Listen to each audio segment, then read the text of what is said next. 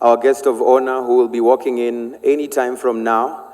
And of course, just in readiness for that, let's all rise up on our feet to welcome the Right Honorable Prime Minister of Rwanda. Let's give him a round of applause as he joins us for this great occasion,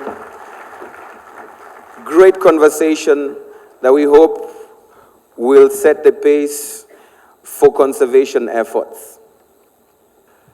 Right Honorable Prime Minister of the Republic of Rwanda, Honorable Anastase Murekezi, the Rwanda Development Board CEO, Francis Gatare, ministers here present, members of the Diplomatic Corps, all protocols duly observed. My name, as always, is Eugene Anangwe. Now, tourism remains the top foreign exchange earner in most, if not all, of the countries that are represented here today. Now, every year here in Rwanda is usually about celebrating the success story of the conservation efforts that have been made. However, it is important that we use this forum to ask ourselves even tougher questions as to just how we can do more. Most of the time, when I'm ending my shows, I always say the conversations have to continue.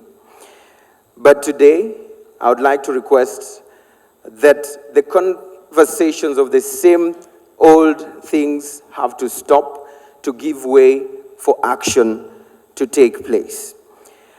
Now, I'd like to bring on board the CEO of RDB, who is coming to address us today. And so I'd like us to give a round of applause to Honorable Francis Gatare to give us his welcoming remarks.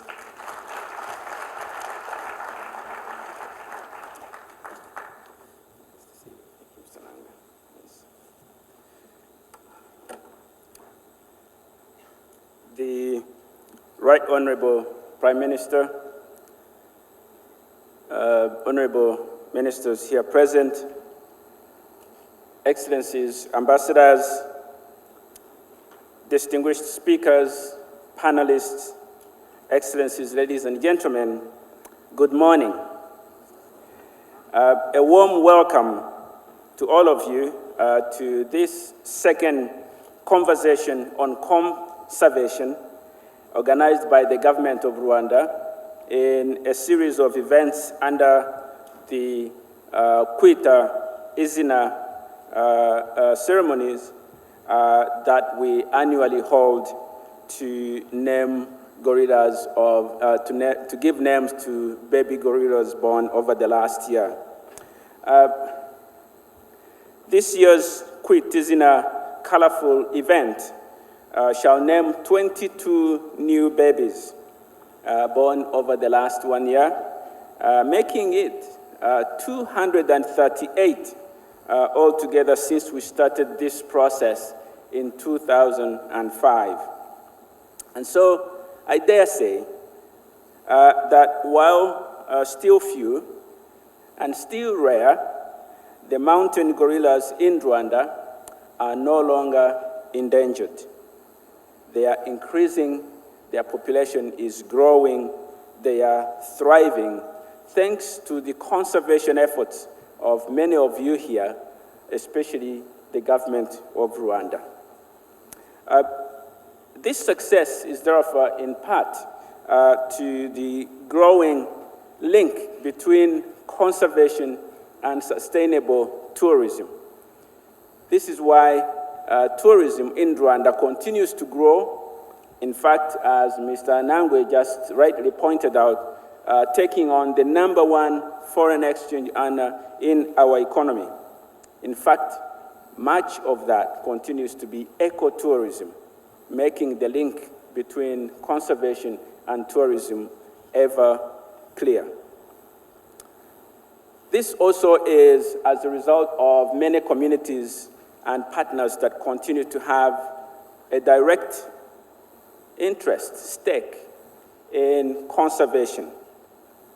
And many are getting benefits out of that, particularly the communities around protected areas.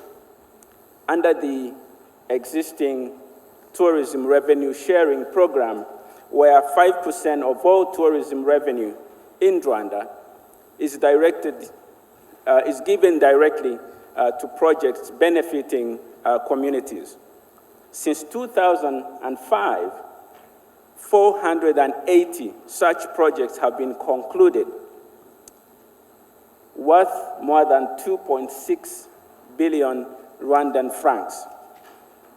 Over the last 2 weeks, many of us have participated in yet unveiling additional projects directly to the communities. As you know, especially in the mountain gorilla Virunga National Park, they are shared between 3 countries, Rwanda, Uganda, and DRC. And so a transboundary mechanism has also been put in place between the 3 countries to make sure that our joint efforts for conservation are complementary. This has resulted in joint patrols, joint planning, joint education programs, and in fact, revenue sharing in some cases. And so, beyond the mountain gorillas, more than 22% of Rwanda's landmass is still under conservation of different types. It may be marshlands, it may be delicate hillsides, it may be forests, but most importantly, more than 9% of our landmass is protected, including under national parks. This is no small commitment for the government of Rwanda, given the population requirements for land. But it's a strong indication of the commitment that our country has made towards conservation and the importance of that to the well-being of our global community. I wish to especially commend the government of Rwanda for the addition of a new national park, the Gishwati Mukura National Park, that has been added since last year. Thank you, Honorable Prime Minister, for this continued commitment. The restoration of the Akagera National Park is complete. Last year, 7 lions were introduced to the Akagera National Park, and today we are proud to say that the number has doubled in just 1 year to 14. They were very productive.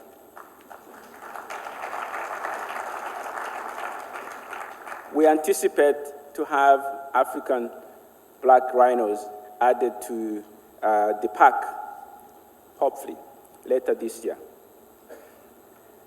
Honorable Prime Minister, Excellencies, this conversation on conservation is very, very important to continue to motivate global efforts towards concerted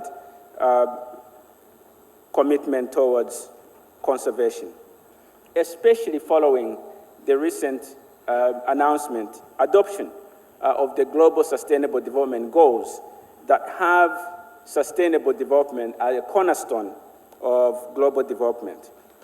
Our government, our country, Honorable Prime Minister, continues to be exemplary in this regard as a contribution to the global sustainability. Participants here to this conversation, Honorable Prime Minister, have come from more than 16 countries. Many will be speaking, sharing their experiences and expertise. Your contribution, all of you, is very much appreciated. And we want to thank especially our conservation partners and international organizations that are playing a key role in coordinating many global efforts and regional efforts as well.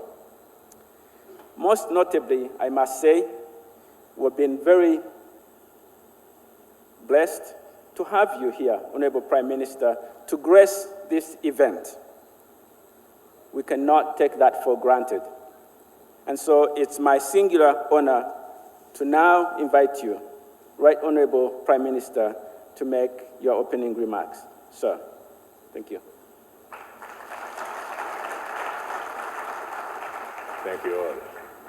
Distinguished guests, ladies and gentlemen, I am delighted to be with you this morning at the official opening of the Kigali second conversation on conservation. First and foremost, I would like to thank all people and institutions who have helped the government of Rwanda to successfully organize this important forum. My special thanks go to RDB and its partners, to all experts in conservation here present, and to all our development partners in the conservation sector. This important conversation on conservation comes at the right time. It is being organized when we Rwandans and our dear friends are in high mood of the week-long celebrations to mark the annual gorilla naming ceremony, commonly known as Kwita Izina. It is also organized when the whole world has understood that climate change is a major challenge inextricably linked to sustainable development. In order to overcome challenges that are all results of human mismanagement of the Earth's resources, the entire world must mitigate or reverse all negative effects of human activities on environment and assure that our nature is our protected home. In this respect, Rwanda has taken vital steps at a high level to recognize the importance of the environment and climate change. Our focus is on developing eco-friendly policies and strategies in all sectors of the economy and on the promotion of the green growth and eventually make environmental impact assessment. To achieve this green growth, Rwanda developed relevant tools. Among them, we have the Vision 2020, the Economy Development and Poverty Reduction Strategy, DPRS2, the Green Growth and Climate Resilience Strategy, the establishment of an Environment Conservation and Green Economy Fund for NERWA, and the creation of a Center of Excellence in Biodiversity and Nature Conservation. Excellencies, distinguished guests, the main focus of conservation is to maintain the health of the natural world, its habitats, and biological diversity. Failing to do it is to put human life and that of all living species and other existing things into high risk. Once we do not protect our nature, we immediately face consequences. Some of them are flooding that may cost lives and resources, droughts that adversely affect agricultural outputs, depletion of biodiversity, and degradation of ecosystems that contribute to the degradation of wildlife. Diverse Africa's wildlife, with its cultural and natural resources, to outpace other regions in attracting valuable tourism. This is a golden opportunity to boost African economies. For this reason, we must continue to join our efforts to protect and promote our environment. This will make our continent more attractive to tourists. To better understand why we must protect our environment, I would like to share with you what His Excellency Paul Kagame, the President of the Republic of Rwanda, said. I quote, "Neglecting conservation and failing to mitigate climate change will adversely affect our tourism, proving that there can be no effective development strategy without an equally effective conservation agenda. That is why we must involve environmental challenges in the broader development dialogue and agenda." End of quotation.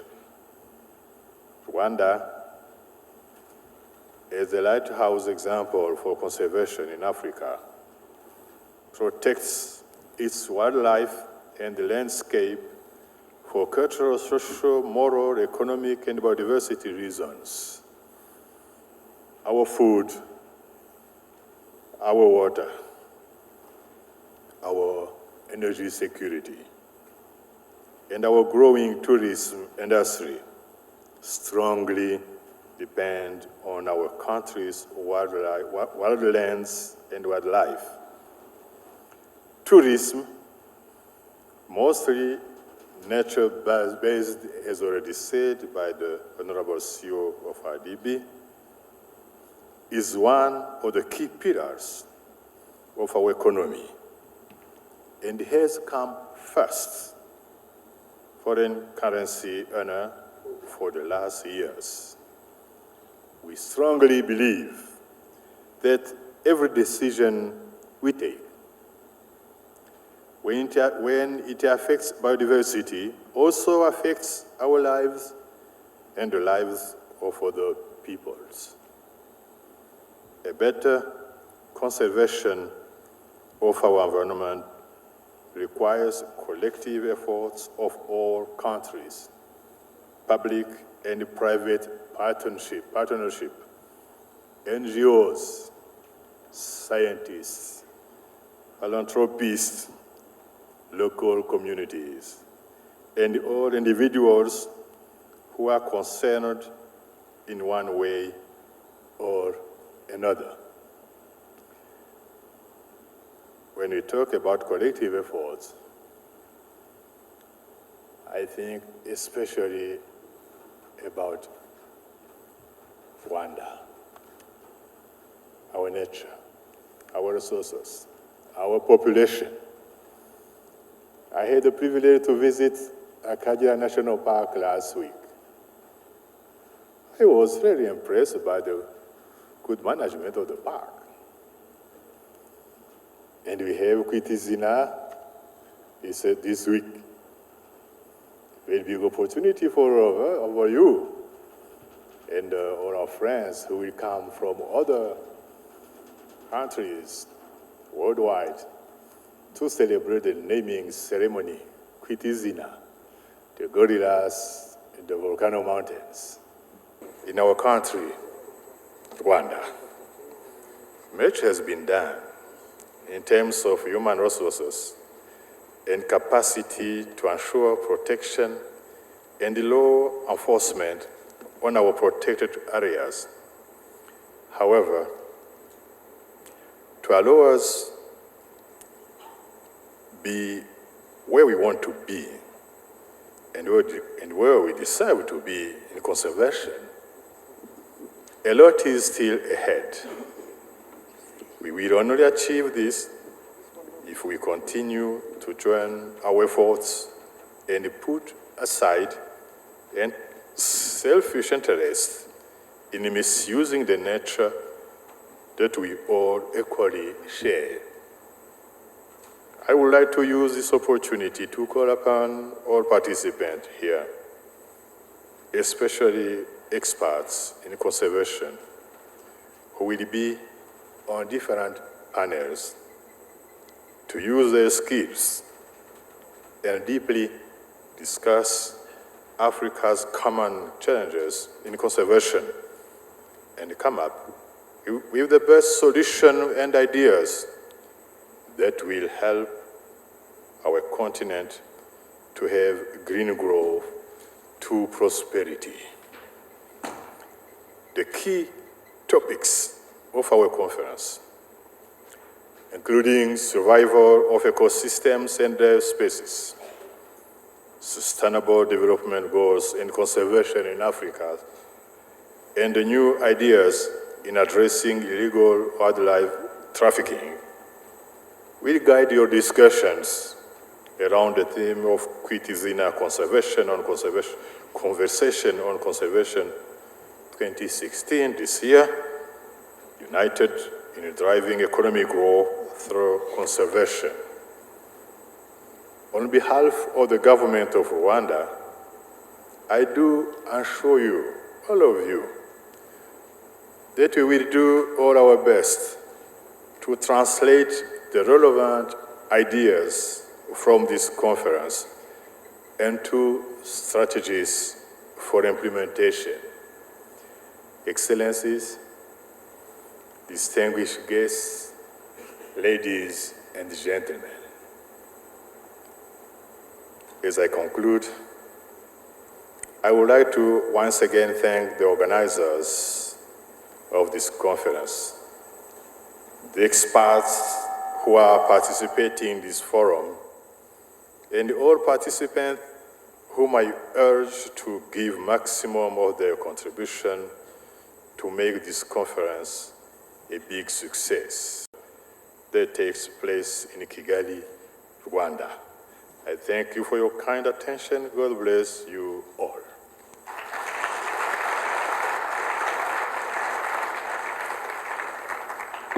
Ladies and gentlemen, let me call Dr. Jose Kalpas, the global expert in biodiversity conservation, Australia, to give us his presentation. The Right Honourable Prime Minister of the Republic of Rwanda, the Rwanda Development Board CEO Francis Gatari, ministers here present, members of the Diplomatic Corps, all protocols duly observed. 4 days ago, when I was asked to be a keynote speaker at this conference, I muttered to myself, what am I going to talk about? From the initial panic of having to say something interesting for 40 minutes or so, I then realized that the challenge was rather hard to summarize a personal story, spanning 30 years of living and working in Rwanda and visiting in Rwanda like today. So what I've chosen to do today is to intertwine my personal journey here in Rwanda with some key lessons, showcasing some of the main conservation successes that I've seen in this country. So don't expect an academic presentation. It's rather going to be a selective, sometimes maybe random, range of observations and thoughts which I have garnered over the years. So let's go back to the beginning. It all started in summer 1986, exactly 30 years ago. I came here as a tourist, as a backpacker, actually, with a very large backpack, and a very, very small wallet. So small was the wallet that in order to afford a visit to the gorillas, at that time, imagine, a permit was $75, a fraction of what it is today, but it was still a large amount of money for a backpacker, a broke backpacker. And I also wanted to visit Akagera after visiting gorillas, so I had to save money to be able to rent a small Suzuki. So during that journey, the first visit in Rwanda, I had to make a few sacrifices, like eating every second day, or selling my clothes, or camping gear at the end of the stay to be able to bring some souvenirs back to the family. And of course, there was no Primus on the menu. Anyway, I survived this first experience and was so blown away by what I had seen during those few weeks in Rwanda that I managed to be back a year after, but this time with a job with WWF and OATPN. So this is me, hard at work, pulling a topi that we were trying to immobilize, and I had many more adventures in Akagera in those years. But those first few years in Africa, working at the cold face of conservation in Africa, were an eye-opener. On the one hand, I was fulfilling a child dream of working with the mighty wildlife of Africa. Next one. So these are pictures I took at the time, so there were still lions there. Next one. This is our good friend Mutuare. I did a bit of research on leopards at the time. And I was privileged enough to see the first giraffe born in Akagera. So I was, very happy to see all that wonderful wildlife, but on the other hand, I quickly realized that the context of conservation was a far cry from the very naive and glamorous picture I had in my mind before moving to Africa. The reality was much harsher. In essence, the wildlife and nature were indeed amazing and were absolutely worth every documentary that's seen. But I was realizing that if a number of big and urgent challenges were not addressed very soon, that unique biodiversity would be gone very quickly. The threats I could see were all driven by competition for access to natural resources and access to land. Itself driven essentially by poverty and the old fortress mentality of old-time conservationists. They were saying, put guns in the hands of park rangers, put a ranger behind each tree, shoot the poachers, build a wall. Back in the 80s, there was very little effort to engage with local leaders or communities around Akagera. No real effort to understand their needs, their socio-economic conditions, or to build something constructive in that space. The park rangers and wardens were seen by the communities as the policemen of the bush. And the dialogue of the time was, if you break the law, I'll put you in jail or I'll shoot you. Likewise, the little income generated by tourism in Akagera at the time was going straight into the coffers of the central government, with zero revenue sharing policy. There was even more money generated by two other operations in the park, the pêcherie du lac Hiema, generating a lot of money through fishing tilapia in Lake Hiema, and there was sport hunting, trophy hunting in Mutara Game Reserve next to Akagera National Park. But none of that big money was ever going to the communities, and let alone the park. Before I move on, it's worth recalling a conversation I had with one of my former bosses when I was there in that project in the late 80s. That guy had been in Rwanda for many years, working on projects funded by the Belgian corporation. And one day he told me in a very blunt way, Jose, let me tell you something. This park, Akagera, will be wiped out by year 2000. There is no way that a country like Rwanda, with so much demographic pressure and so many development challenges, will want to keep such a big space for the wildlife. That prediction has haunted me ever since, and was pretty much on my mind, especially after the war and the genocide.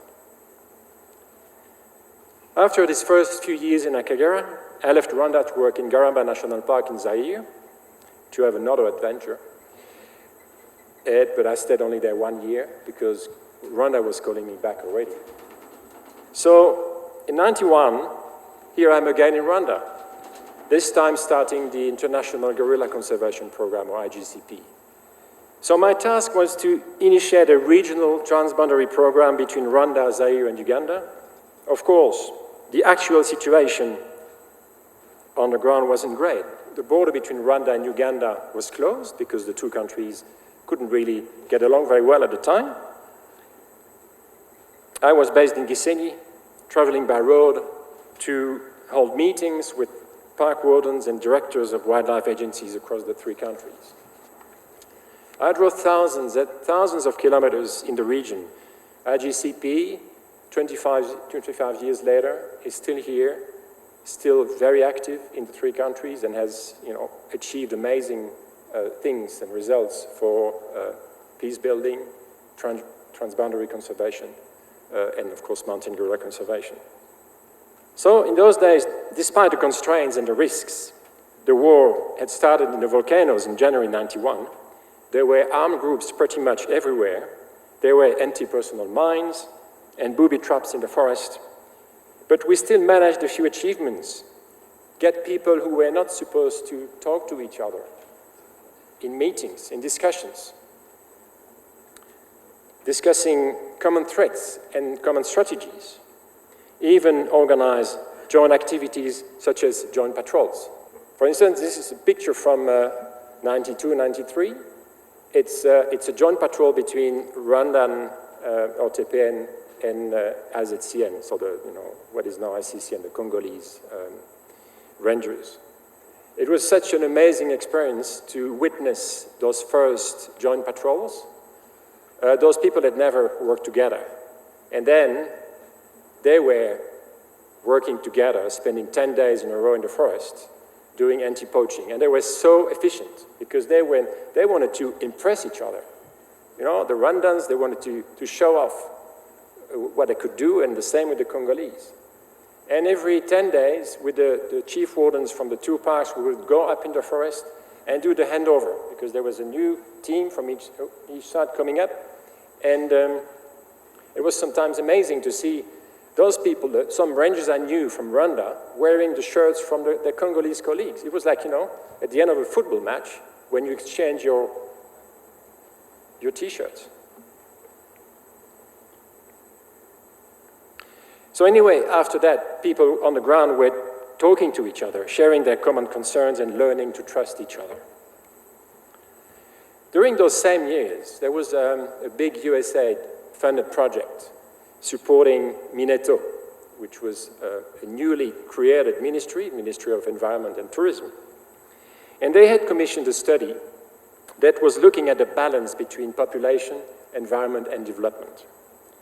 And I still remember very vividly the wrap-up workshop where the findings were presented to us.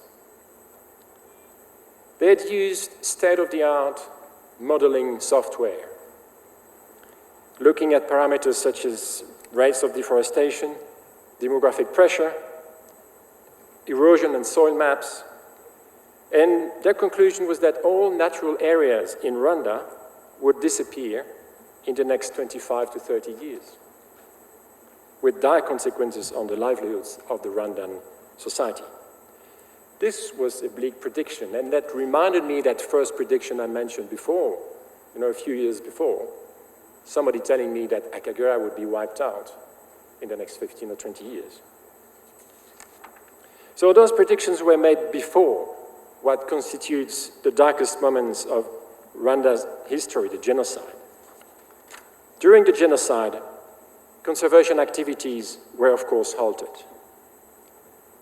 In the month that followed the end of the genocide, Rwanda slowly started to rebuild some capacity to address the most urgent threats. I was privileged to be part of the first meetings that produced an emergency plan for the rehabilitation of OTP and protected areas in Rwanda. It took a few more years to have a better clarity of what was happening. But if we look at some of the issues that we had at the time, for instance, in the volcanoes region, there was still an insurgency movement, roughly up until 97, 98. A lot of civilians took refuge into the forest, escaping the skirmishes of gang of rebels. There was also some plans by the authorities of the time to degazette some parts of the park in the east. Luckily, reason quickly prevailed, mainly because of the economic potential of the forest and its gorillas. So this is the situation, just to illustrate some of the issues. Obviously, infrastructures in Parc des Volcans were destroyed. Next, anti-personnel mines and booby traps and so many awful setups that we saw in the forest at the time. It had to be cleared. Next. This is, some sign.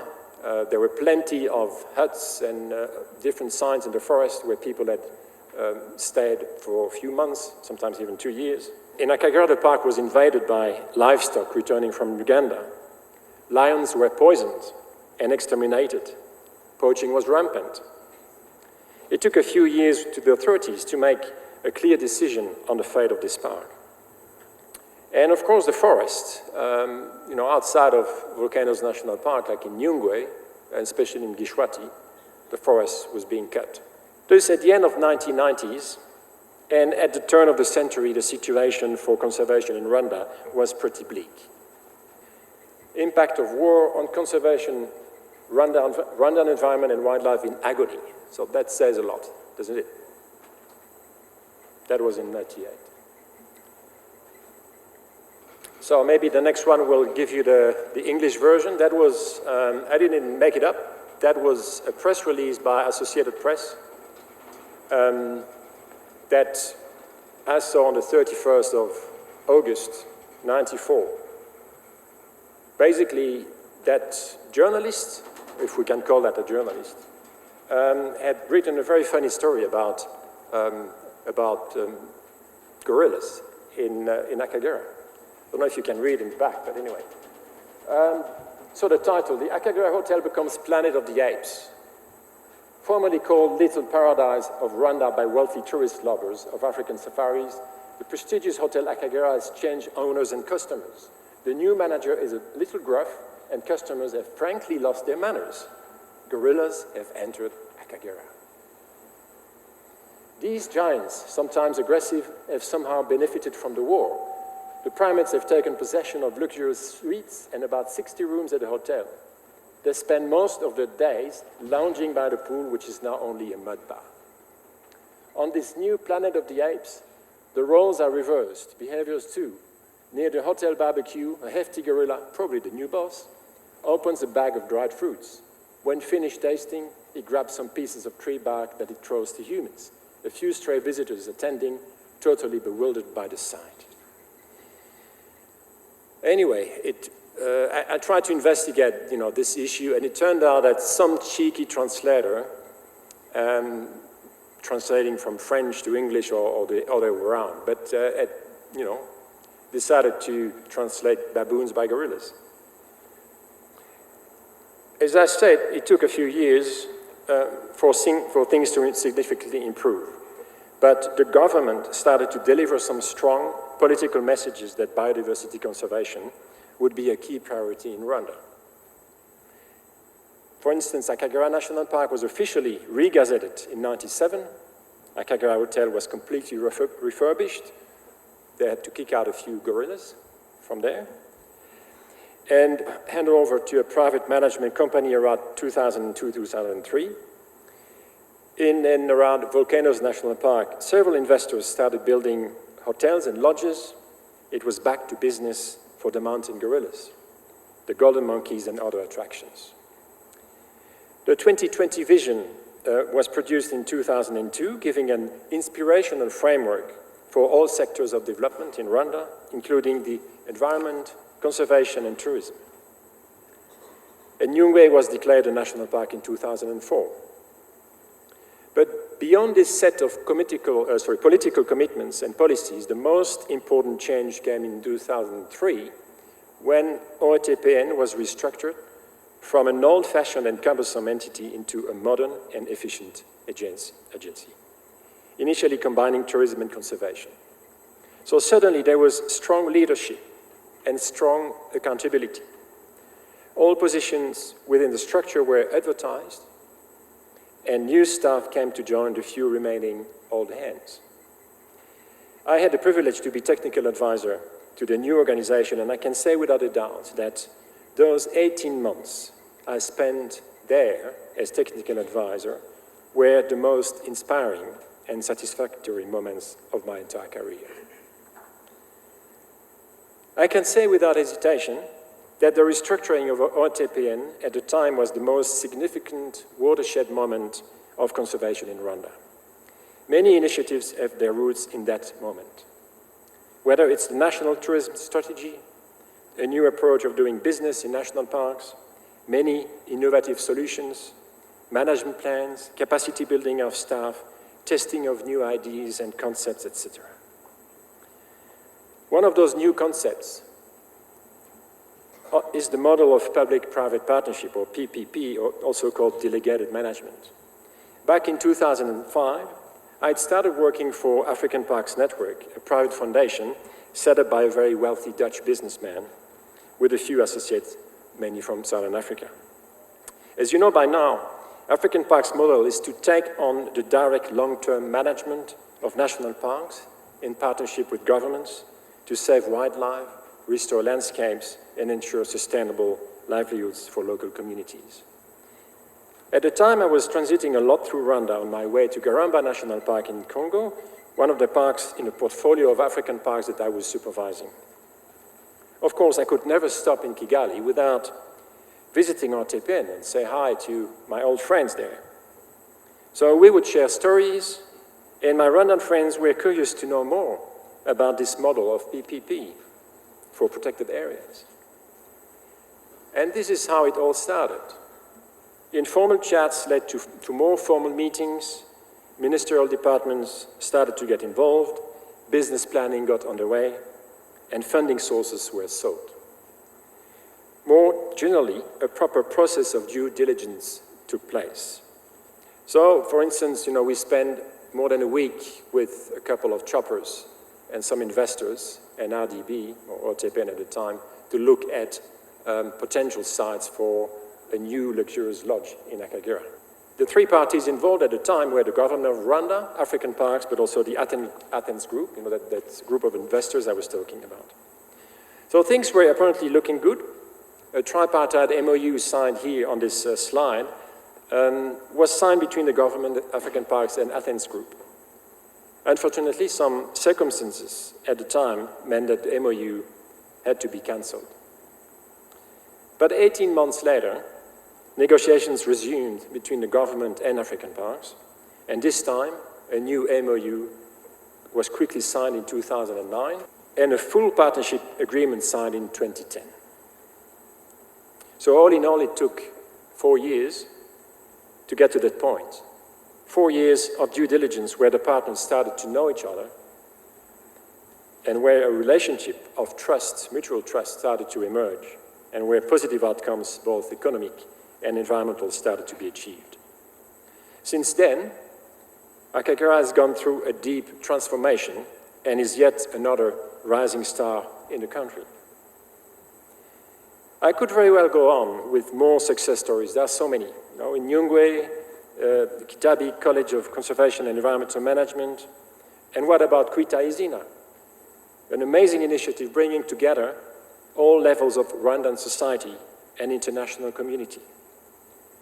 But I should probably stop here and rather say a few words about the lessons we can learn from what I've described so far. In my personal opinion, those successes were enabled by a diversity, I would even say a web of reasons. Some of the reasons might be linked to luck. Others are much more the result of a strong sense of purpose and determination. So this is an attempt at putting things together in a sort of structured way. So I will go through those lessons and those reasons that I personally believe are key to the success of conservation in Rwanda. The first of all is the resilience. Here I'm talking about the resilience of ecosystems and species. Of course, some ecosystems are more resilient, like take the example of Akagera. Other ecosystems like Afro montane forest are not resilient at all. If you cut the trees, you lose the soil, and then that's it. Nothing else will grow back. Governance, that's a critical one. It's about planning for the future, making people, like government partners and partners alike, accountable. And it's about measuring success or failure, and about corrective actions where necessary. Leadership and vision. I think we've got bags of leadership and vision here in this country. It's about leading the way, sometimes taking new roads, being bold and confident in the future, adopting new models and partnerships. Partnerships, they are critical. And if you look at most of the conservation partners in this country, they've been around for 20, 30, 40 years. So we don't see this in many countries. And I think that it's important to pay tribute to all the conservation partners who have been here for such a long time. And then there is the intrinsic value of biodiversity in this country. Rwanda is blessed to have so many charismatic species. Another key to the success is to be able to allocate resources, especially financial resources. And last but not least, key to the success are the people. Park rangers, trackers, wardens, guides, receptionists, agency leaders, simple employees, community members, government officials, agents from conservation NGOs. The list is endless. Some of you are here in the room today. Others are not longer with us. Others are manning the fort as I speak, protecting gorillas, buffaloes, lions, guiding and educating people, contributing to the national economy in general. People might be bringing problems and threats to biodiversity, but more importantly, they are agents of change on a daily basis. They are the unsung heroes. They are the ones who should be here giving this speech, not me. Everything that has been done could be done very easily and very quickly. All the efforts made have to be sustained, even increased. We need to continue investing in the conservation sector because, as the theme of Kwita Izina says, conservation is life. So as a conclusion, I would start by saying that those doomsayers who were announcing an environmental collapse in Rwanda 20 or 30 years ago, we know they were all wrong in their predictions. The ecosystems have been preserved. Some species have not only survived, but have even thrived. Others need a little help, like through reintroductions, but overall, all survived. Survival has become resilience. Resilience has become revival. Like so many facets of the Rwandan society, conservation has gone through major transformation in the past 15 years. Through strong leadership, political commitment, and clarity of vision, the government of Rwanda is leading the way. But conservation is everybody's business, not only the government, but also the private sector, the civil society, the international community, the local communities. I think many of the lessons that can be taken from Rwanda can also be applied to other countries in Africa and beyond. A lot has been achieved in this country, but there is still a long way to go. Yes, there is a vision, and we are on the right track, but as the next sessions will show, we still need to have conversations about a number of challenges. Thank you very much for your attention. It's good to be back home. Now, I'd like us to bring on board a good friend of mine, Belize Kariza, who's the CTO, Chief Tourism Officer at Rwanda Development Board, to give us a presentation on Rwanda's conservation. Thank you.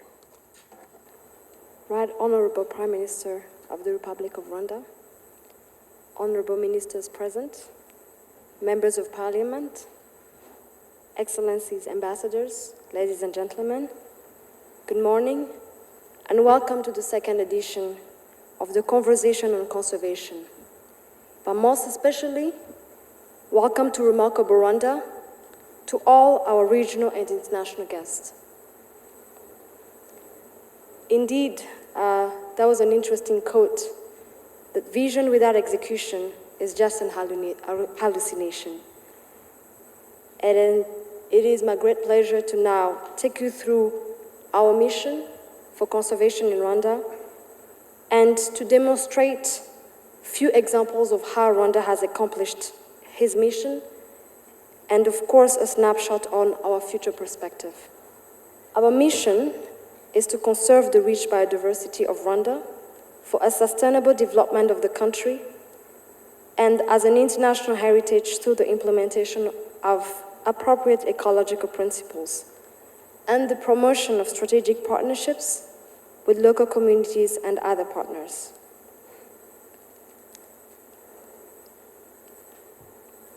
Rwanda is located at the heart of Africa, in Eastern Central Africa, next to Uganda, Tanzania, Burundi, and DRC.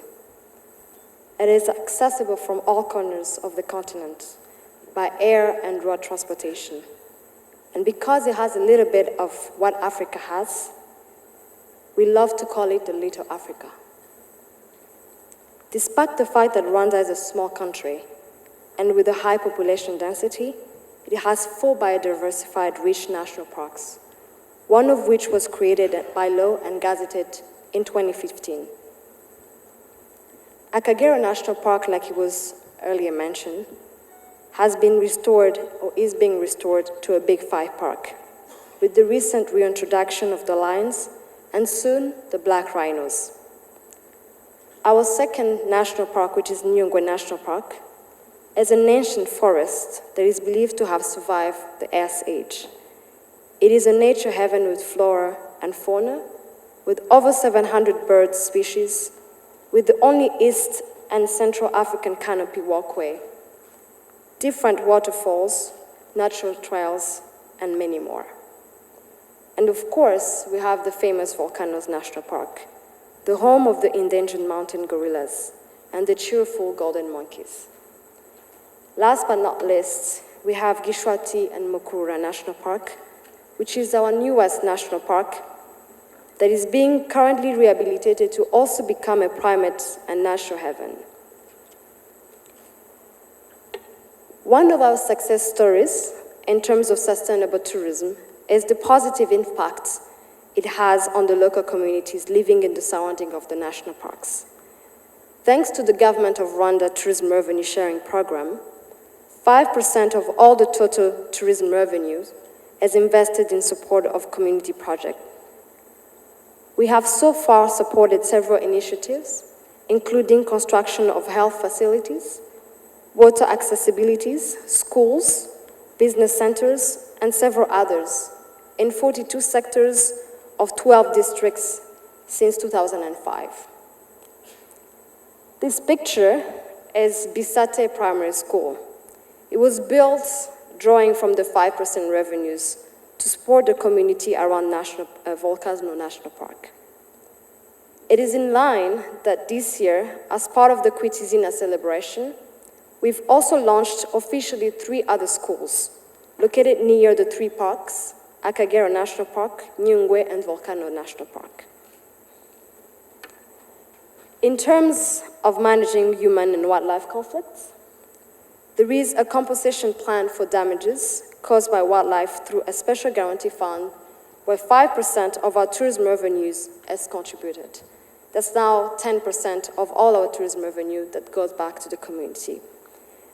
We also do have community awareness campaigns, educational programs around the national parks. The bottom picture depicts members of the community returning a buffalo to the park, which is a direct result of the awareness.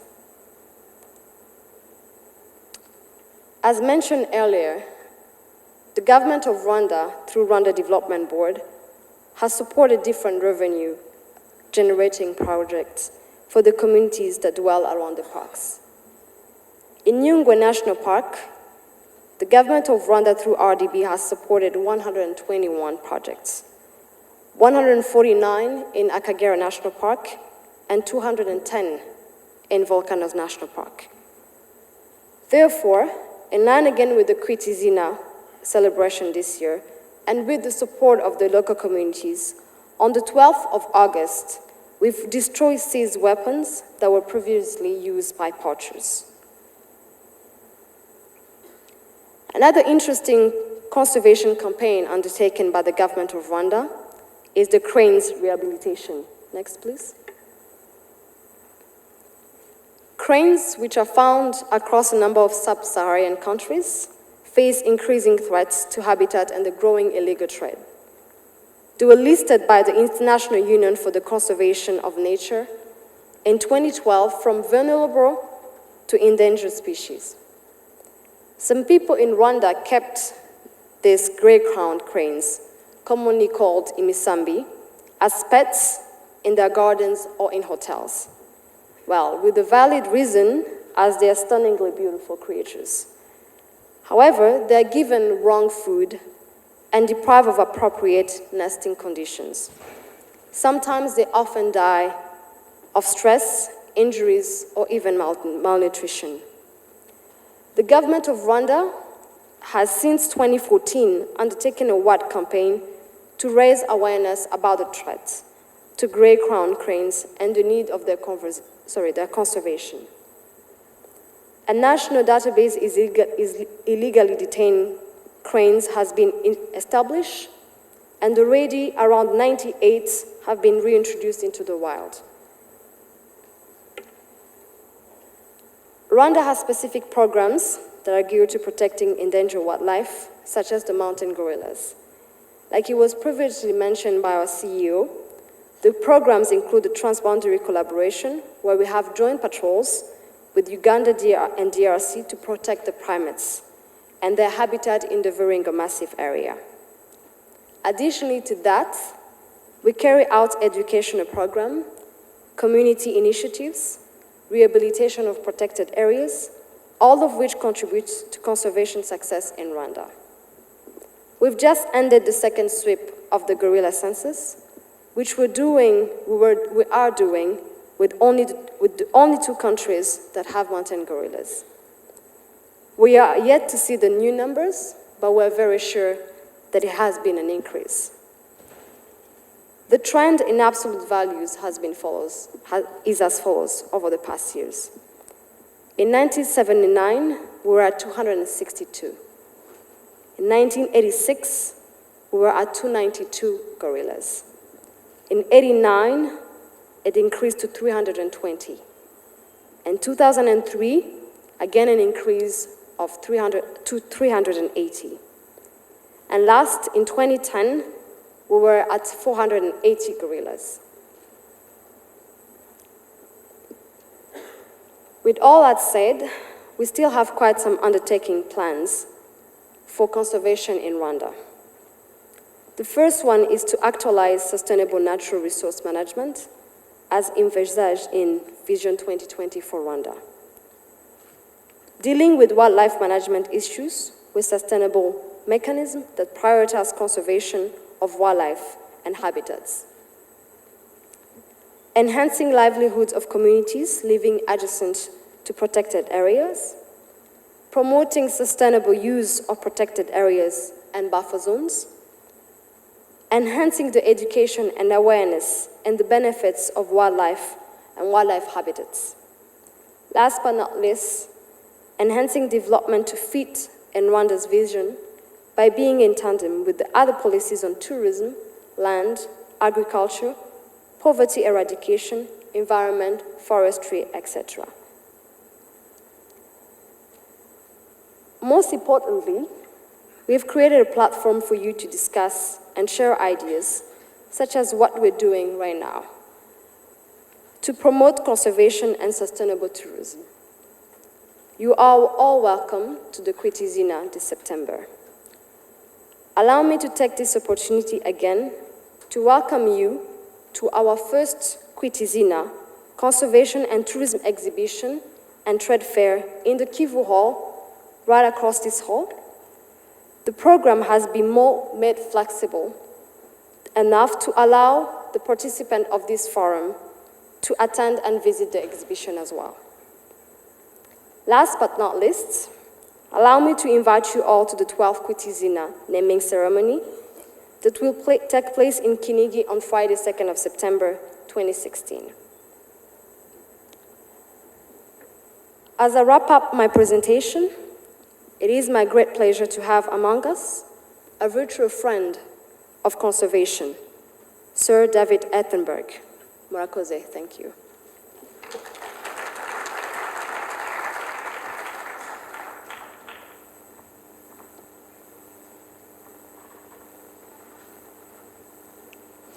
Welcome to this second conversation about conservation. It's turning into an annual event, and it couldn't be more needed. It takes part here in Africa with 3 countries joining one another, but with a common problem, helping mountain gorillas. But this conversation about conservation has no frontiers. It's a much wider issue than that. There are problems around the world which have common difficulties and common attitudes and common solutions. And that is what you will be discussing. I wish you every success, for indeed the world needs you very much. So we will have a photo session.